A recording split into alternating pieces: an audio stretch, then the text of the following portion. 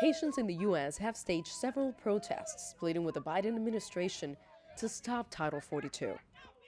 That is the public policy enacted by the Trump White House during the height of the pandemic. It stops immigrants from crossing the U.S.-Mexico border to claim asylum, often turning them around and sending them back into poor conditions in Mexico.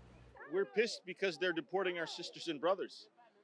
This administration, despite all of its campaign promises, has deported close to 21,000 people during its tenure. 90% of those, close to 20,000, have been deported from mid-September until now. Hundreds of migrants from Haiti have been landing in the Florida Keys in the past few weeks and later repatriated by U.S. authorities to a country torn by gang violence, kidnappings, natural disasters, and political instability after the president was assassinated last summer.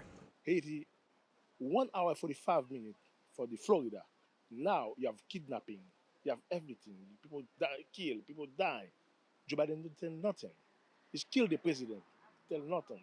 Why you put Haitian people down? Haitian people not deserve that.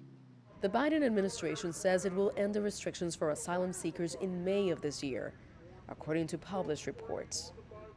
U.S. officials are warning of a possible surge of 170,000 migrants across the border if Title 42 is lifted, and asylum seekers are allowed to stay in the U.S. while their claims are being processed.